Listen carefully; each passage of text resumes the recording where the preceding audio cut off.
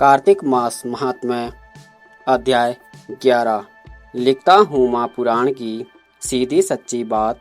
11वां अध्याय कार्तिक मुक्ति का वरदात। दोस्तों, हमने पिछले अध्याय में जो कथा सुनी थी अब वहाँ से आगे शुरू करते हैं।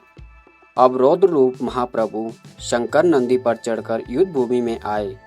उनको आया देखकर उनके प्रजापति गण फिर लौट आए और सिंहनाद करते हुए आयु युद्धों से दैत्यों पर प्रहार करने लगे।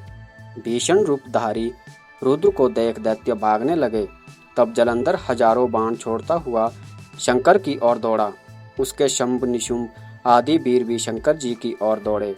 इतने में शंकर जी ने जलंधर के सब बाण जालों से काट अपने अन्य बाणों की आंधी से दैत्यों को अपने फरसे से मार डाला। खड्गोरमा नामक दैत्य को अपने फरसे से मार डाला और बलाहक का भी सिर काट दिया। गस्मर भी मारा गया और शिवगण चिशी ने प्रचंड नामक दैत्य का सिर काट डाला। किसी को शिवजी के बैल ने मारा और कई अनेक बाणों द्वारा मारे गए। यह देख जलंधर अपने शुभाधिक दैत्यों को धिक्कारने और भयभीतों को धैर्य देने लगे, पर किसी प्रकार भी उसके भयग्रस्त दैत्य युद्ध को ना जीत सके। जब दैत्य सेना पलायन आरंभ कर दिया तब महाक्रुद्ध जलंधर ने शिवजी को ललकारा और 70 बाण मारकर शिवजी को दग्ध कर दिया। शिवजी उसके बाण को काटते रहे, यहाँ तक कि उन्होंने जलंधर की ध्वजा, छत्र और धनुष को काट दिया। फिर 7 बाण से उसके शरीर में भी तीव्र आघात पहुंचाया। धनुष के कट जाने से जलंधर ने गदा उठाई। शिवजी ने उसकी गदा के टुकड़े कर दिए तथा उसने समझा कि शंकर मुझसे अधिक बलवान हैं, अतः उसने गंधर्व माया उत्पन्न कर दी। अनेक गंधर्व अप्सराओं के गण पैदा हो गए। वीणा और मृदंग आदि बाजों के साथ नृत्य और गान होने लगे। इससे अपने गणों सहित रुद्र भी मोहित हो एकाग्र हो गए। उन्होंने युद्ध बंद कर दिया।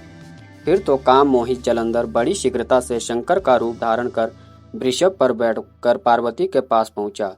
उधर जब पार्वती ने अपने पति को आते देखा तो अपनी सखियों का साथ छोड़ दिया और आगे आई। उन्हें देख कामातुर जलंधर का वीर्यपात हो गया और उसके पवन से वह जड़ भी हो गया।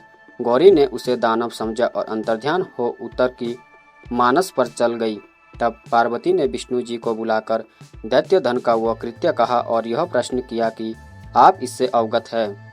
भगवान विष्णु ने उत्तर दिया, आपकी कृपा से मुझे सब ज्ञात है। हे माता, आप जो भी आज्ञा करेगी मैं उसका पालन करूंगा। जगत माता ने विष्णु जी से कहा, उस दैत्य ने जो मार्ग खोला है उसका अनुसरण उचित है। मैं तुम्हें आज्ञा देती हूँ कि उसकी पत्नी का प्रतिव्रता भ्रष्ट करो, वह दैत्य तभी मरेगा। पार्वती जी की आज्ञा पाते ही विष्णु जी उसको शिरोधार्य कर छल करने के लिए जलंधर के नगर में आ गए। श्री विष्णु मम हृदय में प्रेरणा करने वाले नाथ, लिखो महात्म्य कार्तिक, रखो सिर पर हाथ। राजा पृथु ने पूछा, हे नारद जी, अब आप यह कहिए कि भगवान विष्णु ने वहां जाकर क्या किया तथा जलंधर की पत्नी का प्रतिव्रता किस प्रकार भ्रष्ट हुआ। नारद जी बोले, जलंधर के नगर में जाकर विष्णु ने उसकी पतिव्रता स्त्री बिंदा का पतिव्रता भंग करने का विचार किया। वे उसके नगर के उद्यान में जाकर ठहर गए और रात में उसको स्वप्न दिया। वह भगवान विष्णु की माया और विचित्र कार्य पद्धति थी और उसकी माया द्वारा जब वृंदा ने रात में वह स्वप्न देखा कि उसका पति नग्न होकर सिर पर तेल लगाए महिष पर चढ़ा है, वह काले रंग के फूलों की माला पहने हुए है तथा उसके चारों हिंसक जीव है। वह सिर मुंडाए हुए अंधकार में दक्षिण दिशा की ओर जा रहा है। उसने नगर को अपने साथ समुद्र में डूबा हुआ इत्यादि बहुत से स्वप्न देखे। तत्काल ही वह स्वप्न का विचार करने लगी।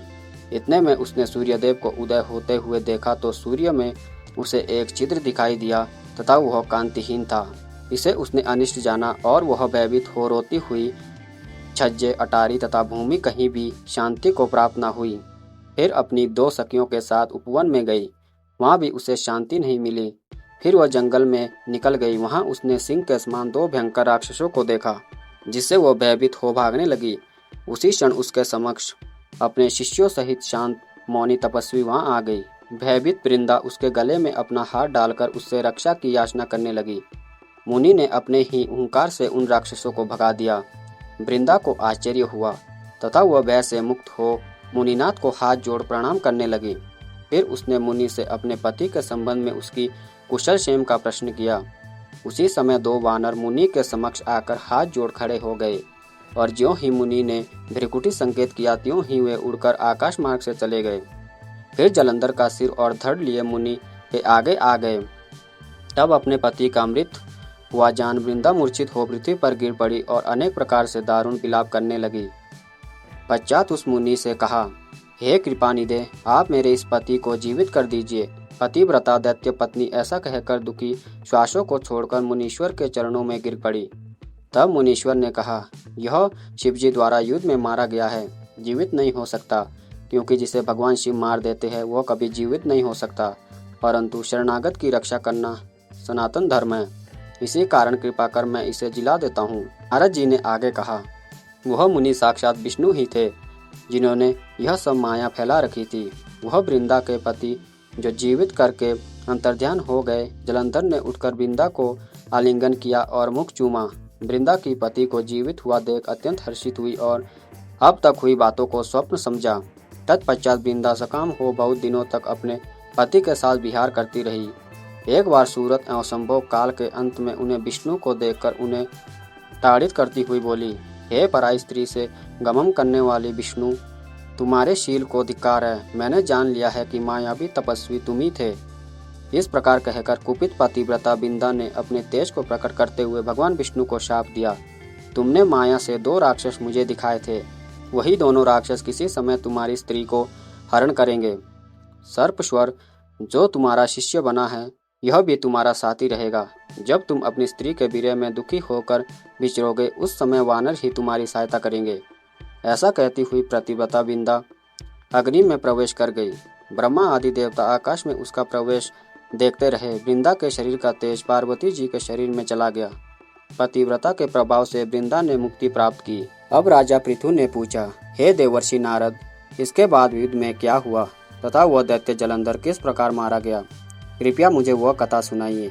नारद जी बोले, जब गिरजा वहां से अदृश्य हो गई तब गंधर्वी माया भी विलीन हो गई। तब भगवान वृषभध्वज चैतन्य हो गए।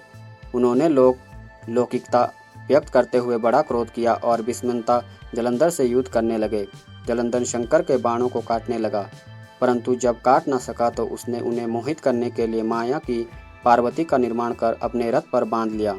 तब अपनी प्रिया पार्वती को इस प्रकार कष्ट में पड़ा देख लौकिक लीला देखते हुए शंकर जी व्याकुल हो गए। शंकर जी ने भयंकर रौद्र रूप धारण कर लिया। अब उनके रौद्र रूप को देख कोई भी दैत्य उनके सामने खड़ा होने में समर्थ न हो सका। तब भागने छिपने लगे, यहाँ तक कि शुंभ निशुंभ भी समर्थ न हो सके। शिवजी ने उन शुंभ निशुंभ को शाप दे बड़ा धिक्कार और कहा, तुम दोनों ने मेरा बड़ा अपराध किया है। तुम युद्ध से भागते हो, भागते को मारना पाप है। इससे मैं तुम्हें अब नहीं मारूंगा, परंतु गौरी तुमको अवश्य मारेगी। शिवजी के ऐसे कहने पर सागर पुत्र जलंधर क्रोध से अग्नि के समान प्रज्वलित हो उठा। उसने शिवजी पर घोर बाण बरसाकर धरती पर अंधकार कर दिया। तब उस दैत्यों की ऐसी चेष्टा देखकर शंकर जी बड़े क्रोधित हुए तथा उन्होंने अपने चरणांगुष्ठ से बनाए हुए सुदर्शन चक्र को चलाकर उसका सिर काट लिया। एक प्रचंड शब्द के साथ उसका सिर पृथ्वी पर गिर पड़ा और अंजन पर्वत के समान उसके शरीर के 2 खंड हो गए। उसके रुधिर से संग्राम भूमि व्याप्त हो गई। शिवाज्ञा से उसका रक्त और मांस महारौरव में जाकर रक्त का कुंड हो गया तथा उसके शरीर का तेज निकलकर शंकर जी में वैसे ही प्रवेश कर गया जैसे वृंदा का तेज गौरी के शरीर में प्रविष्ट हो गया। जलंधर को मरा देख देवता और सब गंधर्व प्रसन्न हो गए। दोस्तों, यहाँ पर वीडियो खत्म होती है। तो आपको अगर ये वीडियो अच्छी लगी हो तो प्लीज़ लाइक, शेयर, कमेंट करना ना भूलें और चैनल को सब्सक्राइब करना ना भूलें। मिलते हैं दोस्तों अगली वीडियो में। जय श्री कृष्ण।